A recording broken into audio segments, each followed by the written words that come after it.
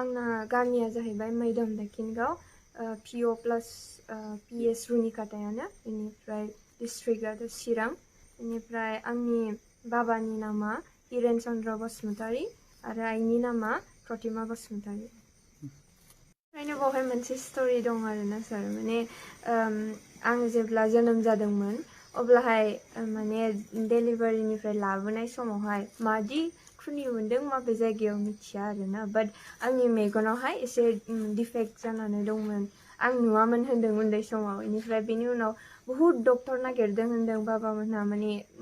ओरै नागिरबाय ओरैबो जाया अजा हमबाय अजाबो जोंबो जायाखै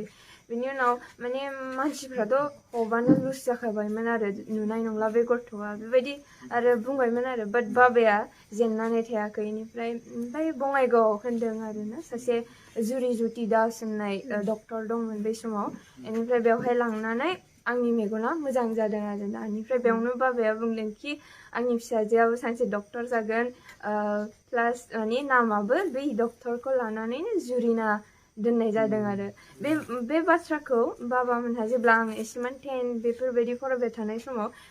रिपिट खालामबाय थायोमोन आरो माने नोंबो डक्टर जागोन स' ब्रेनाव हाबनानै थाबाय प्लास आंबो जेब्ला देरो अब्ला डक्टरा मादि प्रफेसन मा बेसेबां रेसपेक्टफुल बे प्रफेसनाव थांबा बेफोरखौ आंबो रिसार्च खालामना मोननायनि उनाव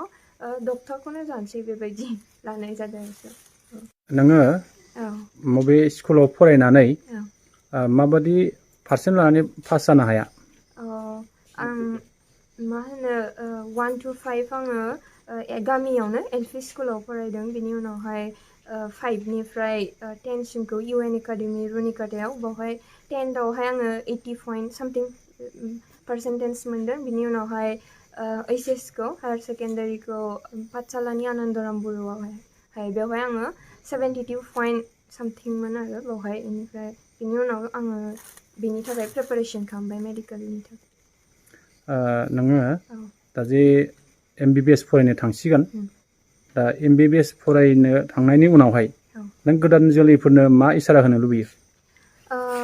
आं बेखौनो होननो लुबैयो जे medium is not A barrier नों जिखुनु जाया मिडियामावनो फराय इंलिसानो जा बर'आनो जा सोरबा खोनायो बहुत मानसिया बर'जों फरायनानैलाय मा खालामहैनो इसां इन्ट्रेन्सआव जोङो जागा लाहैनो हाया बाट बेबायदि नङा जुदि नोंहा डिजायार दं कनसिस्टेन्सि दं डिटारमिनेसन दंबा नों सानसे हाबफुंगोन बेखौनो आं यांस्टारफोरनो बेखौनो फोरमायनो सानो फखरुद्दिन आली आहमेद मेडिकेल कलेजाव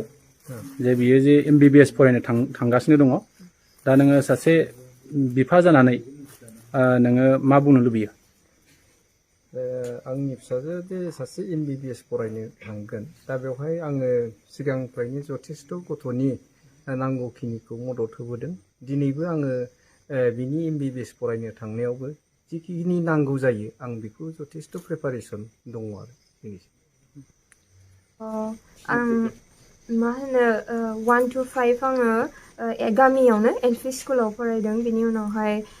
5निफ्राय 10 सिमखौ UN एकाडेमि रुनिकाटायाव बावहाय 10आवहाय आङो 80 पॉइंट समथिं पार्सेन्टेज मोनदों बिनि उनावहाय HS खौ हायर सेकेन्डारिखौ पाठशालानि आनन्दराम बरुआवहाय बेवहाय आङो 72 पॉइंट समथिंमोन आरो बावहाय बेनिफ्राय बिनि उनाव आङो बेनि थाखाय प्रिपारेसन खालामबाय मेडिकेलनि थाखाय नोङो दा जे MBBS फरायनो थांसिगोन दा MBBS फरायनो थांनायनि उनावहाय नों गोदान जोलैफोरनो मा इसारा होनो लुबैयो आं बेखौनो होननो लुबैयो जे medium is not A barrier नों जिखुनु जाया मिडियामावनो फराय इंलिसानो जा बर'आनो जा सोरबा खोनायो बहुत मानसिया बर'जों फरायनानैलाय मा खालामहैनो इसां इन्ट्रेन्सआव जोङो जागा लाहैनो हाया बाट बेबायदि नङा जुदि नोंहा डिजायार दं कनसिस्टेन्सि दं डिटारमिनेसन दंबा नों सानसे हाबफुंगोन बेखौनो आं यांस्टारफोरनो बेखौनो फोरमायनो सानो चिरां जिल्लानि सिङाव थानाय जोंनि 12 नं चिरांदुवार समस्तिनि नैबे मैदोम दाकिनगाव गामियाव जोंहा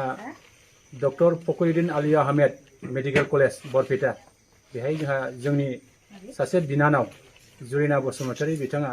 MBBS फरायनो थांगासिनो दङ दा बे बिथांनि न'खराव फैनानै जोङो बिथांखौ जोङो 12 नं चिरांदुवार ब्लक कमिटि अफिसनिफ्राय जों बरायनो मोननानै खोब गोजोननाय मोनदों आरो जों आसा खालामगोन जाहाथे बिथाङा नैबे जिखिनि दा MBBS फरायनो थांगासिनो दङ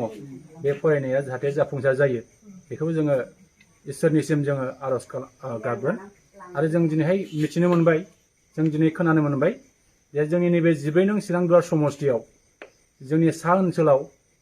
बर' बिजोंजों फरायनानै दिनैसिमबो सासेबो बेबायदि डक्टर फरायनो मोननाय बा MBBS जानो मोननाय बा जानो थांनाय जों बेखौ मोननो हायाखैमोन बिनि थाखायनो जोङो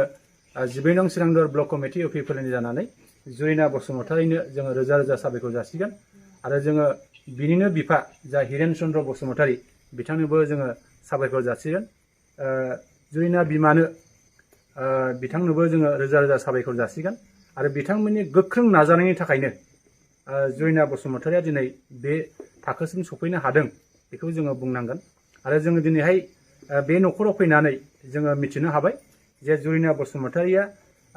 थाखो 1 निफ्राय थाखो 5 बेखौ गामियावनो गामिनि गुदि फरायसालियावनो फरायदोंमोन आरो बे थाखो 5 निफ्राय थाखो 10 सिम जा रुनिकाटायाव थानाय UN एकाडेमि बे एकाडेमियाव बिथाङा फरायनानै थांनाय 2017 मायथाइनि जे रुनिकाटानि जे मेट्रिक होनाय जे गिबि बेच होननानै जों मिथिदों आरो बिथाङा 80 जौखोन्दोनि बारा नम्बर मोननानै बिथाङा उथ्रिसार जानो हादों आरो बिनि उनावहाय जोंहा पाठसालायाव थानाय आनन्दराम बरुवा एकाडेमियाव बिथाङा फरायबाय थादों आरो बे फरायबाय थानाय समावनो बिथाङा national entrance of eligibility test नीटआव बिथाङा उथ्रिसार जानानै दिनै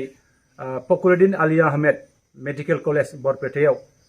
54 सिरियाल नंआव बिथाङा दिनै बेबायदि सिरियालाव मोननानै दिनै MBBS जानो थाखाय दिनै थांगासिनो दङ